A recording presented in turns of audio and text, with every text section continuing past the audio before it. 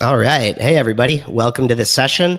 I'm Ethan Lieber, the CEO of Latchel, here along with our executive, Jen Sells, and today's guest, Jim Shonts from PMI Elevation in Denver.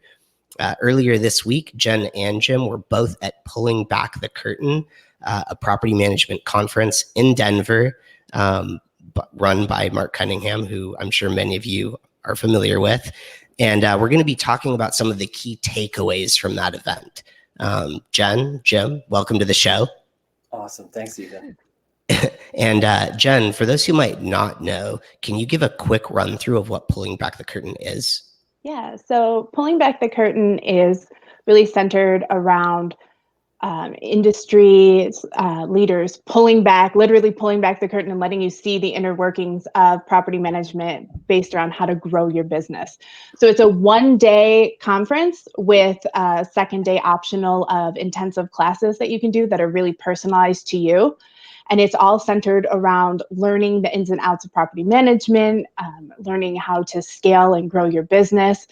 So it's a little bit different from other conferences. You're not switching rooms. You're in one room. They keep it small. They keep it 100 or less attendees. So it's really personalized. And it ends with a panel that you actually get to do a Q&A with every single speaker to kind of deep dive into all of the topics. It's also different on the vendor side because at most conferences, you just pay and you can go. But this one, you actually have to be invited. And they only invite one vendor from every category. So you're not getting competing vendors. And you know they're vetted because all of the speakers voted on and agreed for those vendors to be there. So it's a really great, intensive, I'm sure Jim will tell you, day of just learning how to grow your business. That's awesome. I actually haven't had the pleasure of going myself. So Jen goes on Latchel's behalf, and I think you've been to Pulling Back the Curtain events this so far. This is the third one. So they do it on each coast. So they do one in Denver, and then 6 months later, they'll do it in Atlanta. So they're always going back and forth so that everyone gets an opportunity to attend. Awesome. And Jim, we want to hear about your experience too. But maybe we can just start with like a quick intro on who you are, your company, kind of where you're at right now in your business. Yeah, sure. No. First, want to thank you guys for being the sponsor for that contest to allow me to go. It's one of those things. I'm a small startup.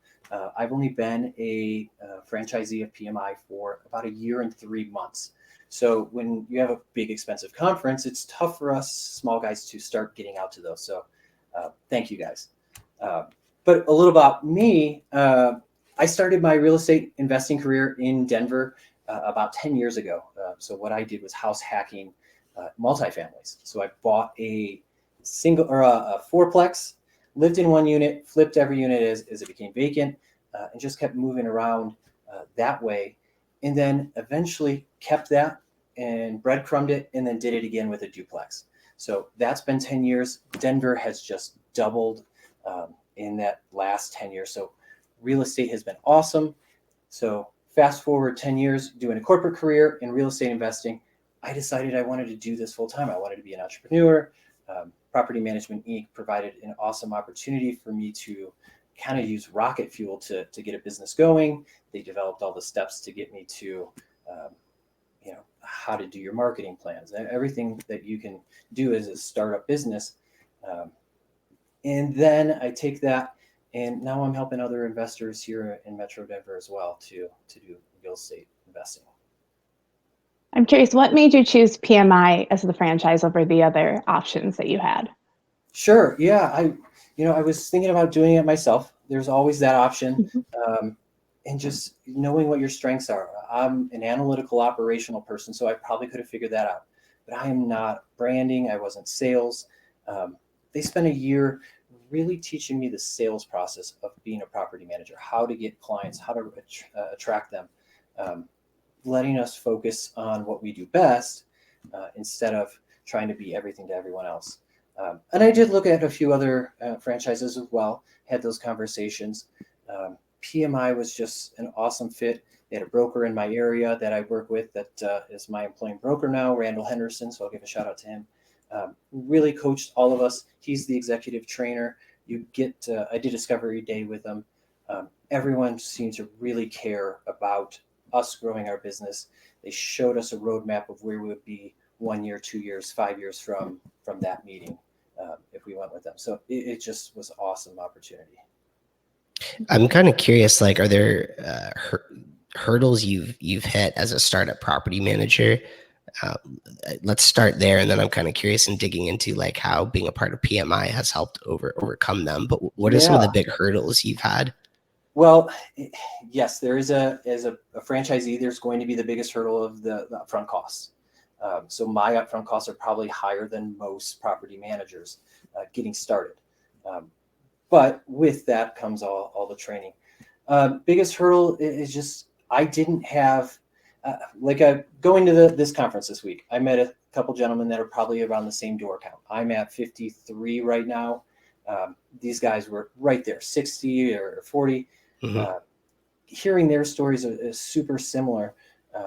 Just getting those first doors, I was pretty upside down for probably a first year financially. And then I know I had to spend money in marketing. It was easy to spend, like an example, I'm a Latchel client. I found it better to use you guys to do the emergency call center, something I didn't have to do or worry about or even concern myself with while trying to focus on growth and sales. It was just a perfect match. Some of those hurdles made it kind of difficult to really get going when, a franchise is telling you got to spend 90% of your day just cold calling, meeting realtors, networking, all those things to build your business. I can't spend time working on some of the other stuff or learning accounting systems and things that they help with. So that big hurdles up front. That's pretty incredible growth, though, in 1 year to go from 0 to 53 doors. Yeah. Like, we talk to a lot of property managers that, in their first year kind of get that first batch of, 10 to 20, and then it's figuring out how do you get beyond that. Are there a few things that you think like helped you go 0 to more than 50 in that first year? I don't mean it to be a complete sales pitch for PMI. The 6 months, I was at 12 after 6 months. I was going, oh no, you have those conversations with your wife at the year end, to your planning. Like, I made a huge mistake. This is dumb. And then right after Christmas, when it's just dead, I picked up like 5, like boom, boom, boom. And then it was dead again. So, that roller coaster of business ownership. Did I make the right decision? No, that was terrible. Oh, this is the greatest thing I ever knew. May, June, July, I will credit PMI. At April or May, the executives came to Denver and did a sales meeting with us, kind of revamping our whole sales structure, how we do it, our sales pitch, where we're getting our leads, how we're doing all that stuff. And it's the PMI sales method. After doing that training, I was locking about 12 to 15 doors per month after that. So most of my growth was in 3 to 4 months. So I was going crazy, wow. 16, 17-hour days, just trying to keep up. What was the change? It's hard to pin it on one thing. I know I just wasn't connecting with the client sitting across the table from him. To me personally, it was teaching me empathy. I know you can't teach empathy, but just spend more time up front hearing their concerns and connecting on that level, and then selling them on that, how you have a solution to that, and then just laying out the process of what's the next steps. It just kind of accelerated, and now I'm starting to get referrals from referrals. So it just kind of snowballs at some point. Well, that's incredible. Jen, what do you think? I feel like it does tie to a principle we have at Latchel, which is customer obsession. The more obsessed you can be about the customer.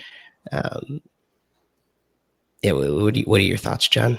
Yeah, I mean, referrals are the lifeblood in property management, right? Like, referrals are worth their weight in gold. So once you can start getting that referral funnel going, then I feel like that's one of the most amazing things you can start doing for property management.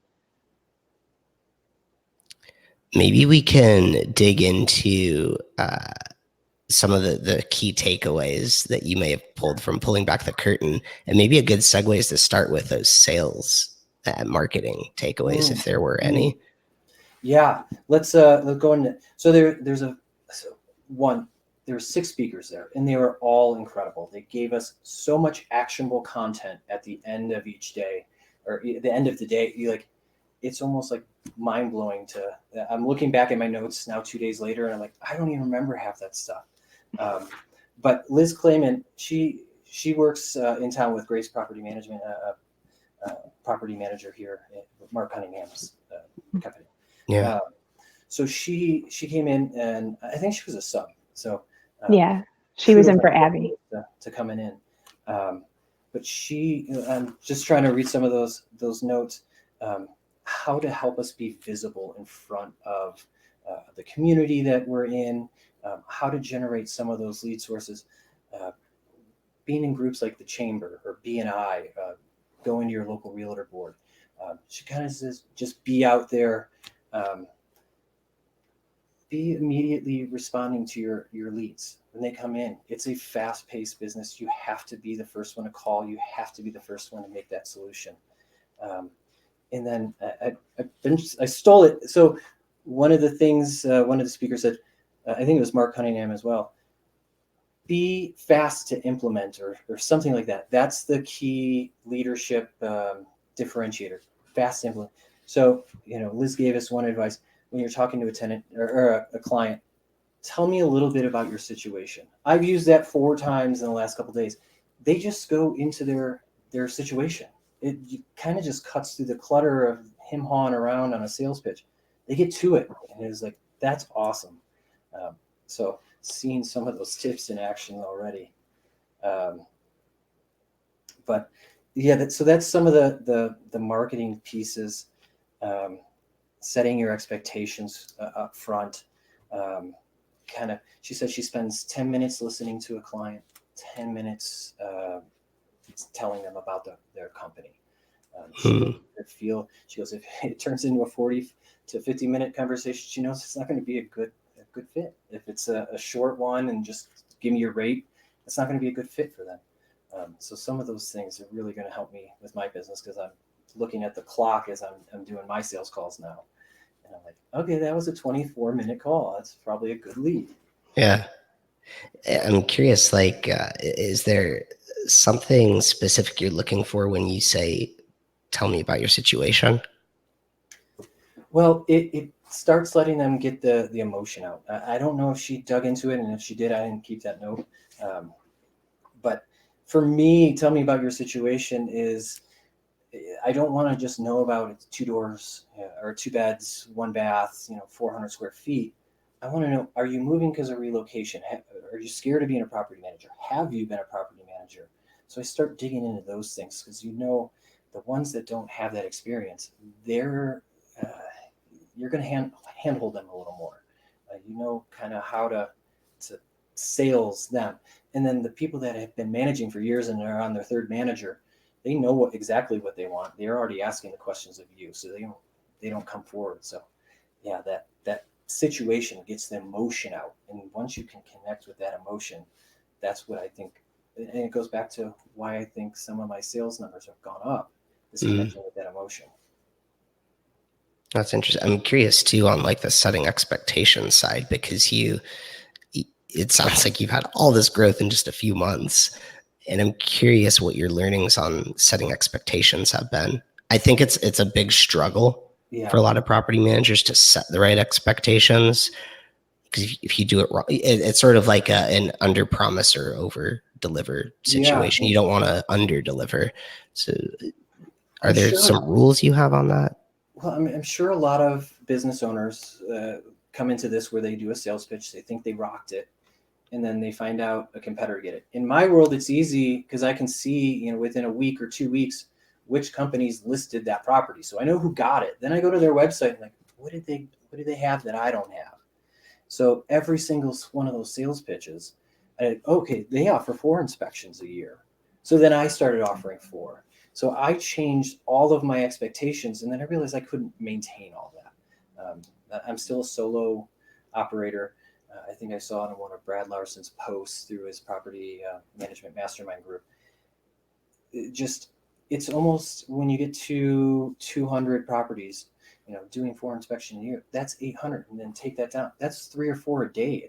You can't keep that going forever. Yeah. So setting expectations tough. So I do want to know what an owner expects, because I have one owner that literally expects me to drive by his property and check to see if the grass is green, once a month. That it's tough to do as you grow.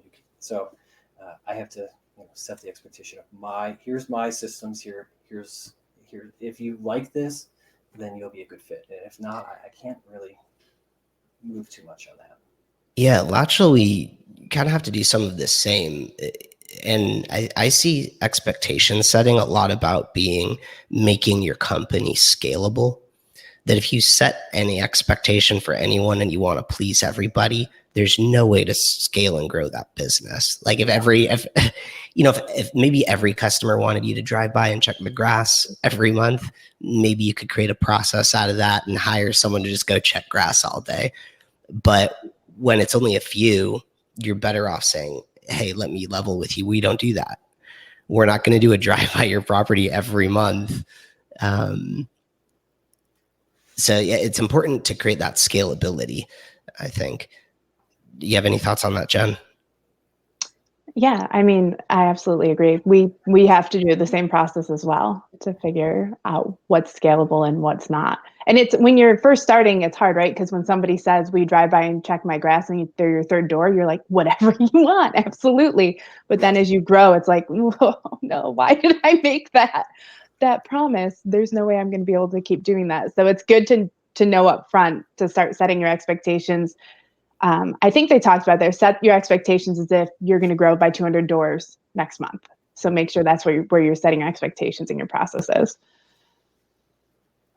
Were there any changes you made, Jim, to the sales process? Well, I guess you just finished the conference, so you may have not implemented changes yet. Any plans to make any adjustments?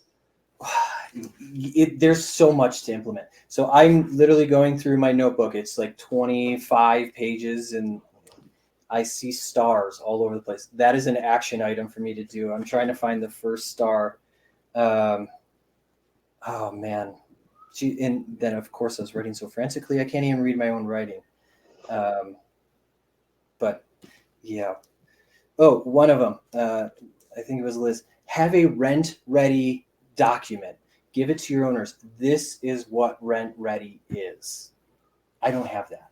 And I'm like, I've had so many issues with owners moving out, not cleaning carpets, not cleaning ovens, like things that I think is just normal. They're like, oh, I didn't know. So just having that is going to be, now I don't have to spend 5 minutes of my sales pitch saying it. I have a document, boom, send it to them, automate it. And I think that's what she said she did, automate some of those processes as well, to have them ready. That's awesome. Yeah, I think process automation is a really important piece to any business. The more you can automate, the more scalable you become. Oh, yeah. What other speakers kind of piqued your interest? Sure. One that hits close to home is Brian Birdie. Brian Birdie is PMI Birdie Properties down in San Antonio. So he's one of my mentors that I get to talk to him probably twice a month already.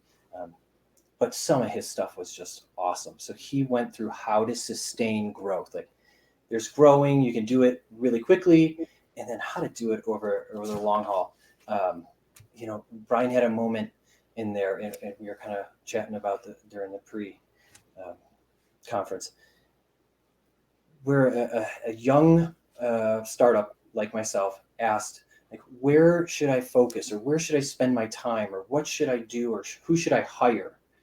And Brian put it this way. He goes, I'm going to challenge you. And if I'm stealing Brian's like speech from his every single conference, sorry, Brian.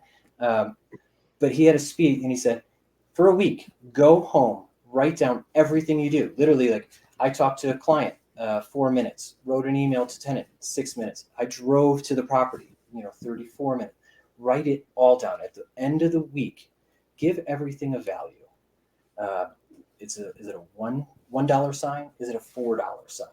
And he goes, take those $4 signs, put a big focus on it, take everything that's a $1 sign and start thinking of how you can outsource it or hire for it or VA, whatever you need to do to get that off of your plate so you can focus on 4 stars or $4. What's the difference between like a $1 sign to a $4 sign? So, Jen, you're going to have to help me out with this one. He had a really funny saying. He's like, Yeah. the sign is literally like signing the contract. Mhm. You are getting wet ink on the paper. That is $4. You just earn. And then what was it? One, talking to any tenant about anything ever. Ever. It's $1. $1. Gotcha. So this is like kind of the value you're bringing to your Yes. business. Like, is it How much? adding Yeah. money into, obviously talking to tenants, the tenants aren't going to sign up to rent or manage their properties. So they're the tenants, obviously. And, I think that applies to a business at any level. Like, I'm a startup in your business, in a property manager, that's 1,000. Knowing what your value or where you should spend your time is huge to growth. Yeah. Are there like other things that either you feel or maybe Brian mentioned that are those $1 or the single dollar sign activities? One, it wasn't Brian, but Brad Larson brought it up several times, and he encouraged me because I asked, what's your first hire? Who should you consider bringing on your team first? For him, it was accounting support. He said, you're a money manager. You are managing large sums of money more than just about any other business. Have great accounting systems, accounting support. If you need to outsource that, get that right up front. That was one of his key takeaways. I'm trying to think of other things that Brian said. Anytime you're driving in a car, to do something. Yeah, for me, it's showings or like something where I'm literally opening a door, someone walks in, and there's no value add there. So those kind of things. Yeah, I don't know.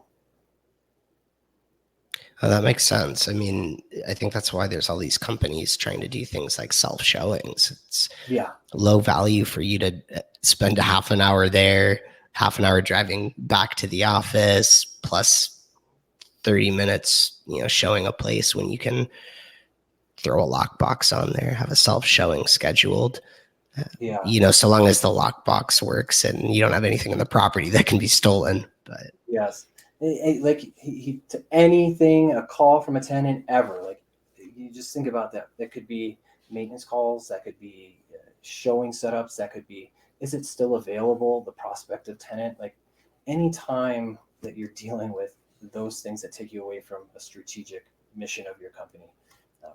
I'm curious for PMI Elevation specifically, what are the things you've already taken off your plate? Sure. When I set up my business, and I thought I did this in an intelligent and strategic way. I was a solo person, but I always had the ideas of grandeur to be a bigger company than what it was.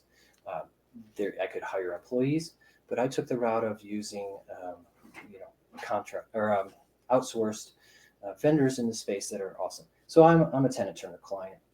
So they do all my, showing. For so long, I didn't pay the $15 to have a little messaging system to have tenants, just text you. And then I saw like 300 texts. All these tenant prospects they're texting. So then I am a lateral client, so I use the 24/7 emergency call center services. That is huge. I use that in my marketing campaign on almost every single sales call that someone will be answering the phone. Or available 24/7, no matter what. They'll dispatch a contractor. That has helped as well because you guys have done that groundwork for me to who those might be during those emergency situations. Because honestly, that's the funny thing is when I was a property manager, just a real estate investor by myself, I was getting more calls than I am now as a property management owner. That with 53 properties now, all the calls go to someone else. So that's incredible. Trying to think of who else.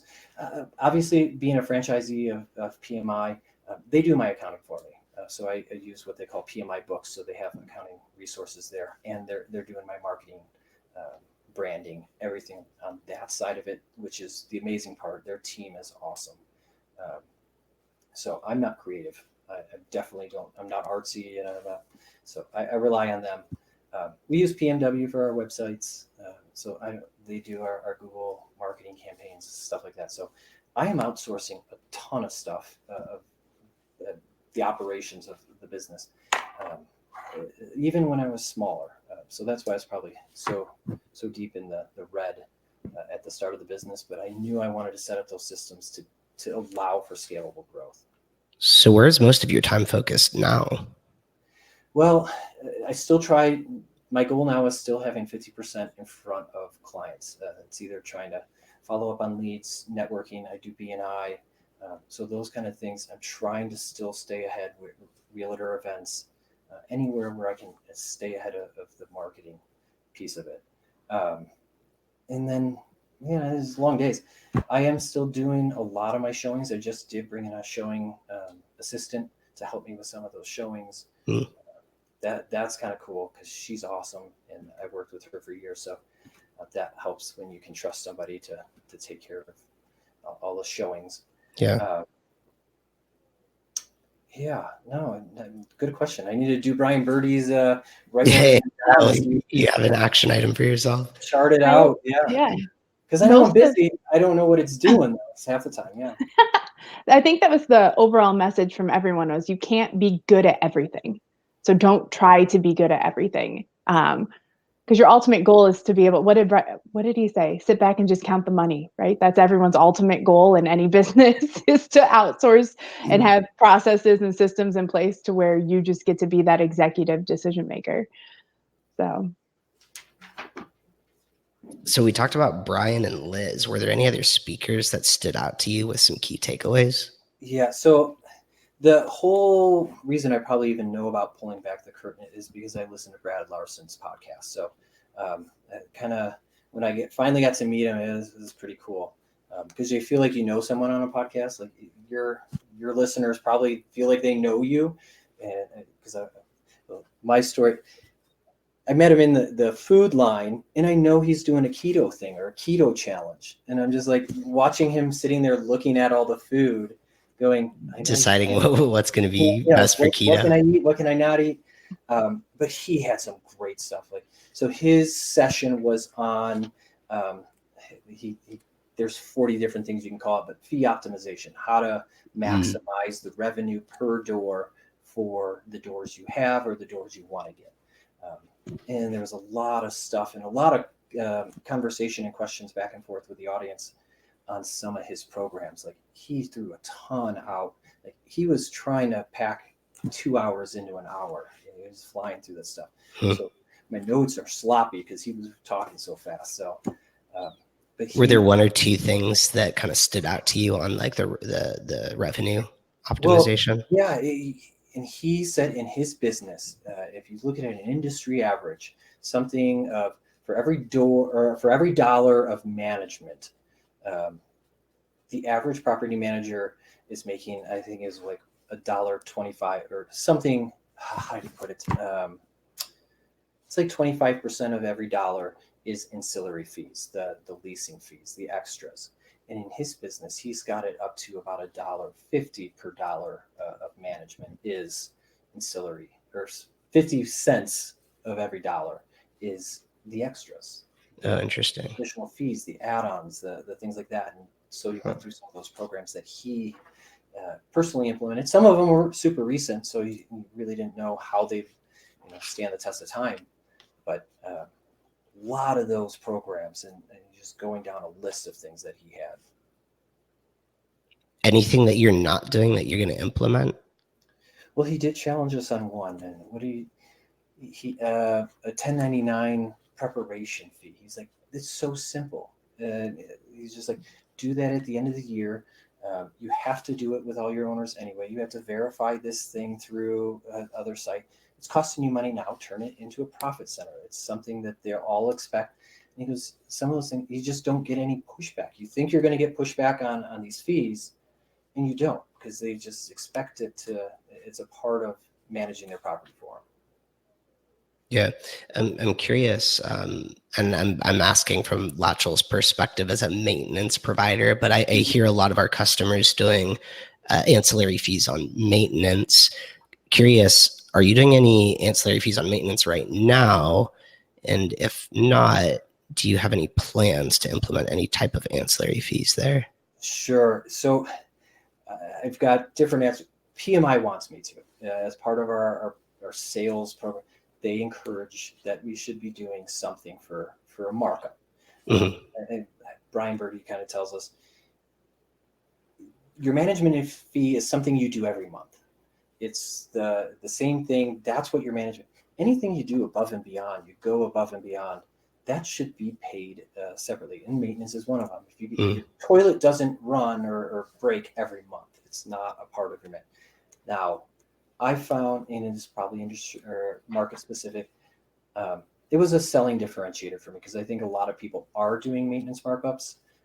I started just including it in my normal pricing structure of saying no markups. Gotcha.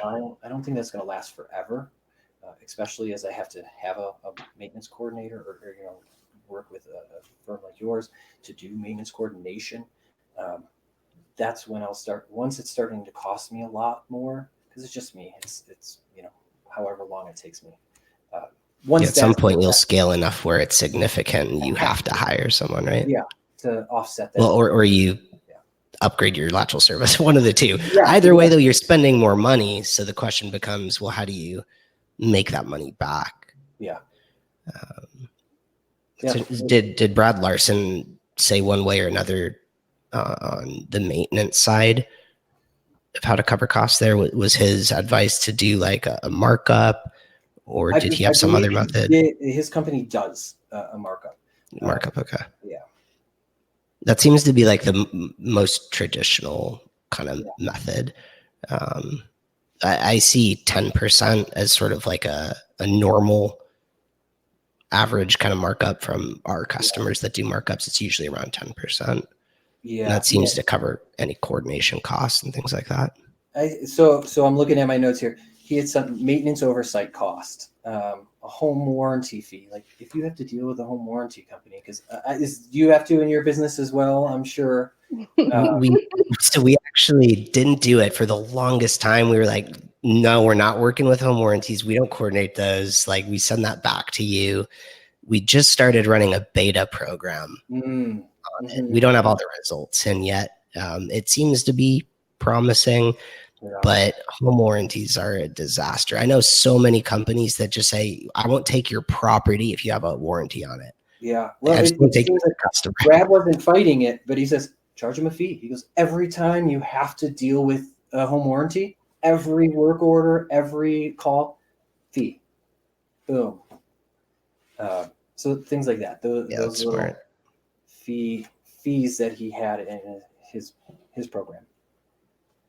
Maybe Latchel should do that too. Allow anyone to submit for a home warranty, but we charge a fee.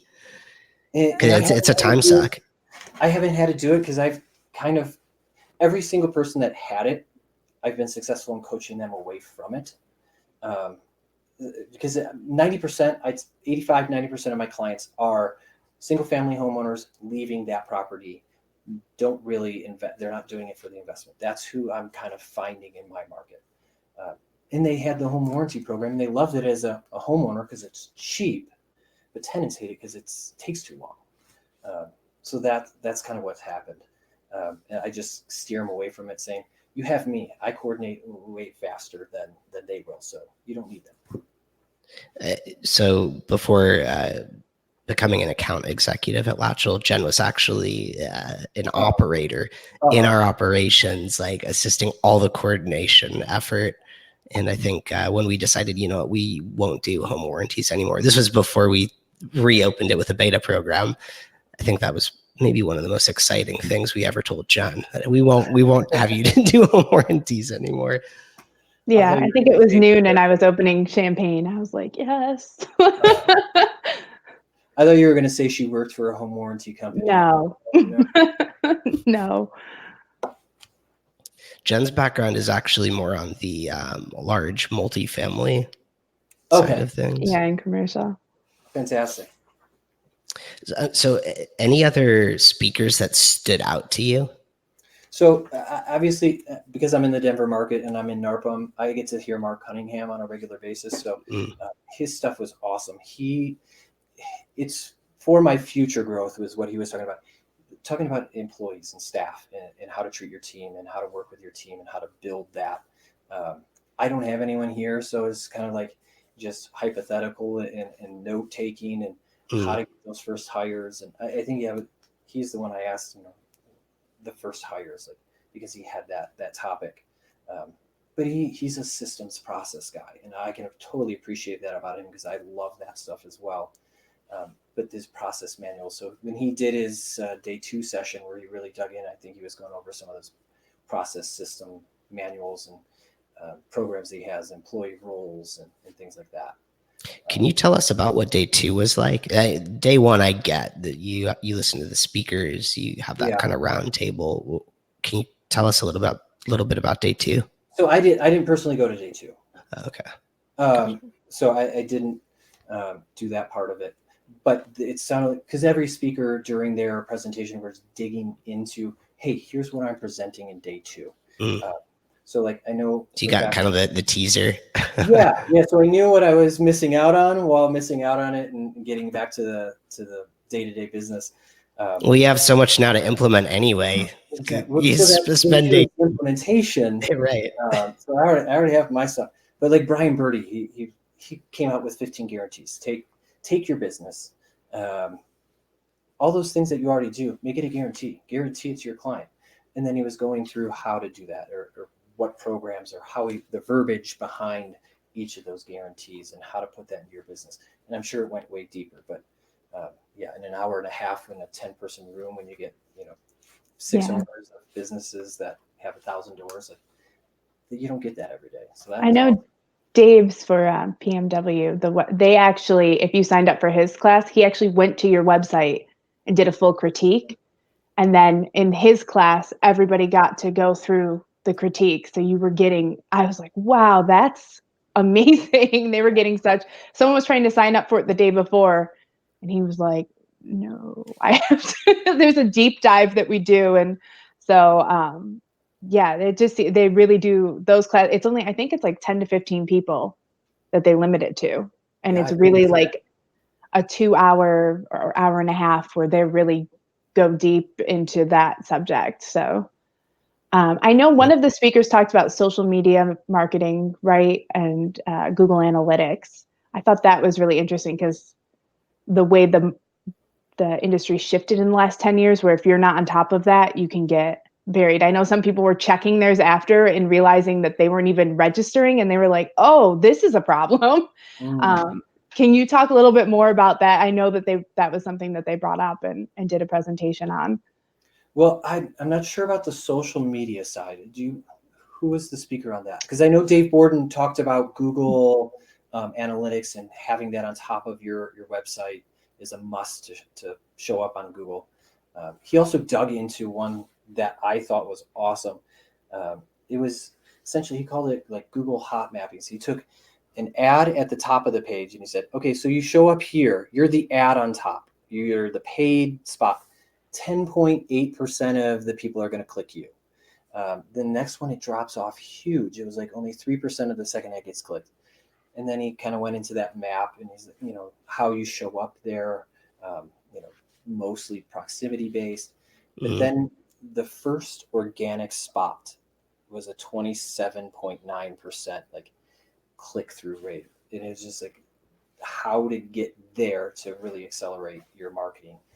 So that was really interesting because obviously he went in deeper how to accomplish some of those goals and get higher rankings and stuff through your website and different programs. But do you plan on taking any kind of steps anytime soon to improve your organic listings in Google? So the organic, I'm already working with PMW, and so and I don't want to put words in someone's mouth. If it was a different speaker, there's so much information. I don't know which source it came from. But content, it's just all about the content that you're going to be producing to drive that. And sorry if it's making a bunch of noise, but I know Dave was the first speaker, so it's the furthest one from my memory. And what he did, he said, create the answers to the issues that someone might be looking in your local search, so people find you. So one example is, who's the best property manager in whatever. Instead of that, it's going to be tough for a smaller company like me to rank against the big guys on a search item for that. But if it was, how do you evict someone in Douglas County, or specifically a small city where I'm 30 minutes outside of Denver, you could be the answer. And once you show up as the answer, you're there. You'll get a ton of people coming, even if they don't know anything about you as the property management company.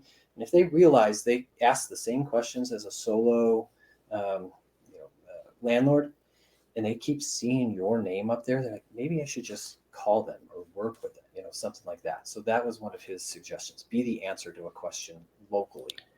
Yeah, I think it's the smartest way to do it in terms of when you're talking about SEO. Am I ranking organically for the things people are going to look for that might end up looking for property management? It is, you can get so hyper local and hyper targeted where you're going to own thousands of views because you're so specialized on just that surrounding area that you're in. I think one of the things that we found really important with Latchel when we do content is that you don't want to look at this stuff as transactional. It's not, you don't look at it as, okay, I'm going to write this post, someone's going to visit the post, and then they should sign up to talk to me. They should book an appointment with me. Like, the world isn't so transactional as that really what you want to look for is content will bring property investors in my county onto my site. And then you kind of need to link it to that next step, which is, now how do I keep them looking at me? And the answer could be, a nice e-guide that they sign up for on your site. And now you have their email, and maybe you have their phone number now. Maybe they're not looking for property management when they went to your site because they were looking at what's the best way to evict.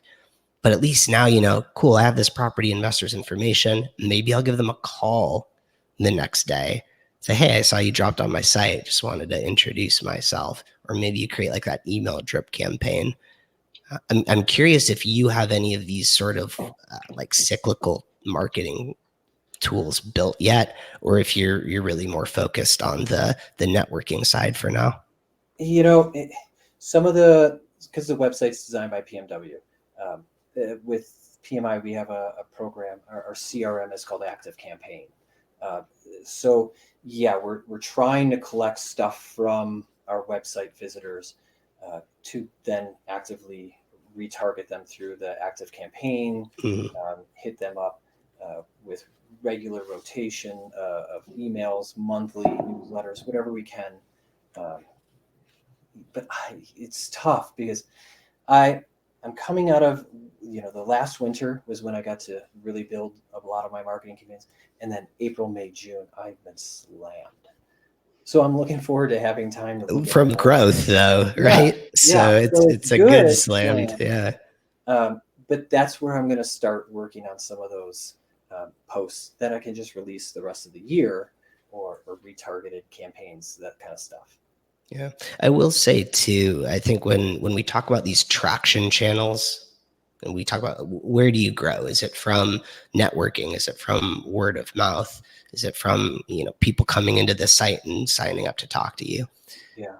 That if you can just get one traction channel working, you're going to be better off than 95% of businesses out there. If you can just get one thing working, even if it's networking, even if it's word of mouth referrals, you only need one thing to build a successful business.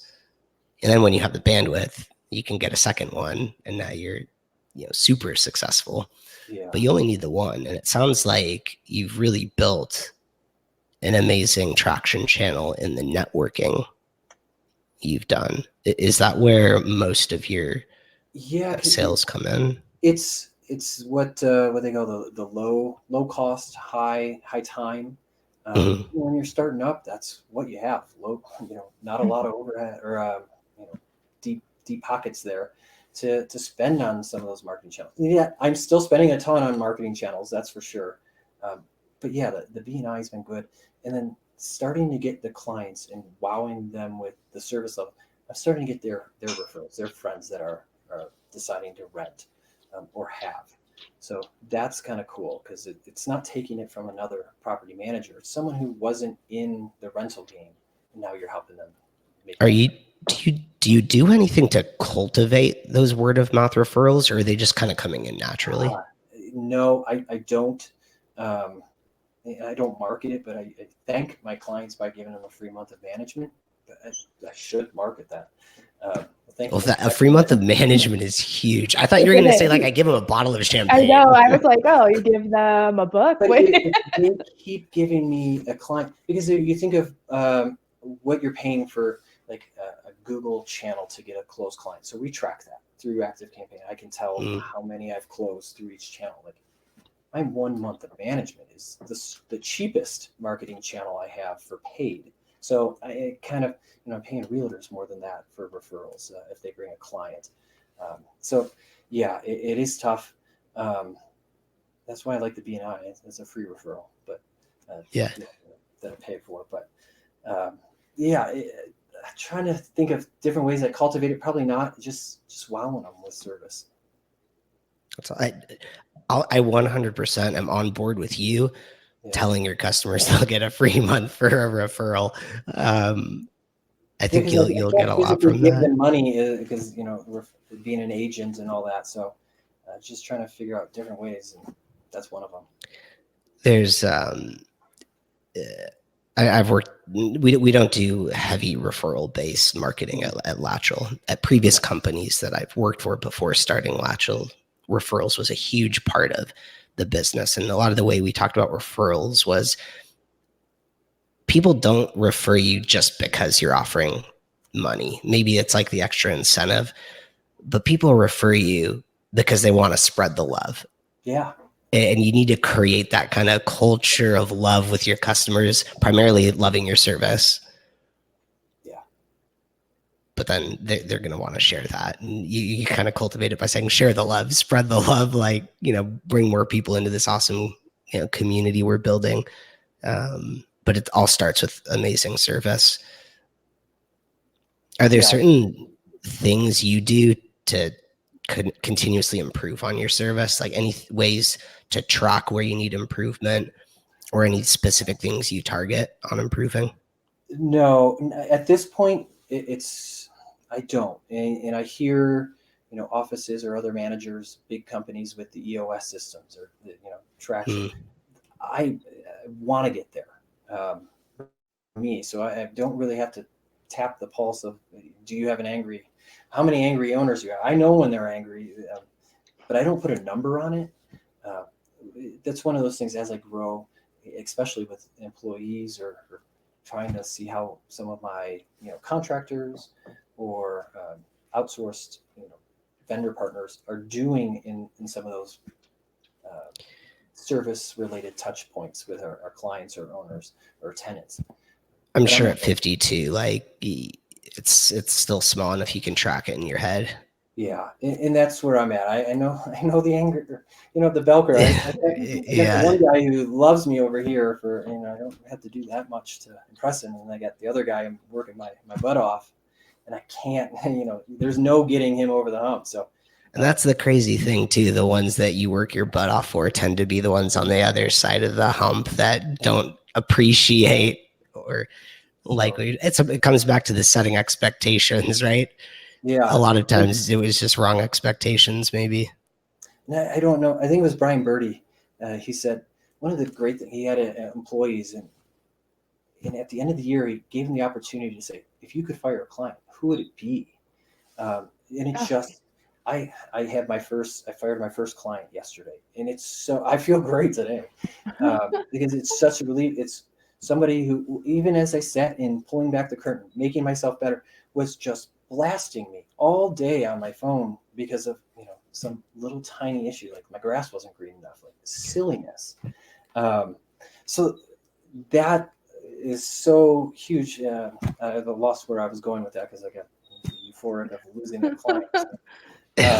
Well, you've I, created bandwidth for yourself. You'll yeah, replace that one bad one with 3 good ones. and that's what happened. And during the same day, yesterday, I got pulling back the curtain using, Liz's little, how's your situation? Like I've had 4 sales pitches and 2, I'm closing 2 deals tomorrow. So it's like lost 1, pulling in 2 more. So I can be happier about that. And put my energy where I'm going to be successful going forward. Oh, sorry. So Got a new customer calling you. yeah. So hopefully. Are there any other things as we wrap up here that you would tell any other startup property managers listening that they absolutely should implement? Sure. So there was one property manager that Brian had that question when you said the dollar. I got to sit at lunch with him, and so we were kind of gravitate. You just find the people that are similar levels, and you kind of start passing different things. I was telling him about different sales leads. He wasn't using Thumbtack to find clients, and some people might knock on that because it's a paid source of finding. But when you don't have referrals coming in, and he was, I think, smaller than I was at that point, where he just didn't have the referrals coming in. You need some of those sources to kind of jumpstart it. You have to have clients to get them to refer you. So things like that. And he didn't know what BNI was. He was like, what were they talking about BNI in that last presentation? I think Brian was encouraging people to go to BNI. It's just networking. It's starting to build your business because when you sit in an organization like that, you learn sales techniques. You get a 30-second elevator pitch. You get to how to quickly explain what you do or how you do something better than another property manager, how you differentiate yourself. Just got to be different. So that was a cool takeaway from another manager or working with them and how they could be better. Well, for any listeners, if you're not going to BNI, go do it. Yeah, I think so. And I've been and I renewed. So it's awesome. I can equate at least 6 closed deals from BNI in the first year. And if you're new, it's a great place to pick up contractors that you can trust because I know every Wednesday I'm going to sit across from the plumber or the HVAC person that just did a job for me. I know that job's done right. And they, hook me up with a little special pricing too. So that's awesome. Yeah. Jen, did you have any key takeaways that you wanted to share with everyone? Yeah, I mean, I think we were just kind of talking about it. One of the things about going to these conferences or to these events that's amazing is the networking that you get to do with just other property managers. So you're not, there were people from all over. I thought it was really going to be West Coast centric, but it wasn't. There were people from Atlanta, from Maryland, from South Carolina. So you're getting this nice demographic shift of who's going to be there. And just hearing everybody's, stories where they're at. They did at this event, they do a really good job of giving you laid back face-to-face time with other property managers and vendors so that you have time. And the speakers are very accessible. So you have time, a lot of one-on-one time to talk with them as well and kind of pick their brains on things. But for Jim, you said this is your 3rd kind of conference that you've been to. Do you recommend property managers, especially ones that are just starting out, to start going to their NARPM events, going to events like this? Do you think it's worth it? Yeah. So PMI does a PMI summit. So all the franchisees get together every year. And Brian Birdie was the former past president of NARPM. So Right. the summits to me looked a lot like one of the NARPM events. And so I went to Colorado's. So there's vendors there. But this pulling back the curtain, you did get access to vendors. Usually you're sitting in line trying to wait to meet with somebody. This side is so accessible where I got to go dig deep. Like one of them, Logan Breen with Virtually Incredible. Like it was great to talk to and get in a deeper level of how it could help me with marketing my properties or how the SEO actually works with his videos. Like things like that I didn't get at those other conferences. And then the accessibility to the speakers was huge because a bunch of those people, I feel like I know them because I listen to them on podcasts like this. hear them speak for hours and hours, but I never get to personally meet them. And now I do. You get that introduction. And then just meeting other property managers at the same level, or even just a few hundred doors ahead of you. There's a gentleman from North Carolina, Brian, that I met. Like, he gave me so many actionable things that weren't in a conference presentation. It was literally just on a side, and he was telling me how he does his showings and how he works with tenant turner, and how he's made a fundamental shift on when he does listings instead of doing them while the tenants are occupying. It's just stuff that was mind blowing that I wouldn't have got if I sat here at my desk in my office and just did another day. In the effort of just like getting out there, learning from colleagues, if any of our listeners want to get in touch with you, Jim, and hear from you on things, how could someone get in touch with you or learn more about you? So obviously we're going to have a website. So PMI Elevation is my website that will direct you to me, or you can hit me up on email, jim@PMI Elevation. And I'm also on LinkedIn and Facebook and all those as well. So awesome. Well, for everyone tuning in, go talk to Jim at PMIElevation.com. Check out his website, PMIElevation.com, to learn more. Jim, thanks so much for joining. Jen, thanks for being here too. And for everyone listening, if you're interested in learning more about Latchel's service, go to Latchel.com, click the book a demo button. We'd love to talk to you. And next week, we're going to be talking with Robert from Thinret, a tenant screening software. So make sure you join for that next week. Jim, have an awesome day. Good luck implementing all the learnings you've taken from pulling back the curtain. Yeah, thank you guys so much for giving me the opportunity to go and be your guest. Thanks. It was our pleasure. See ya. Thanks, Jen.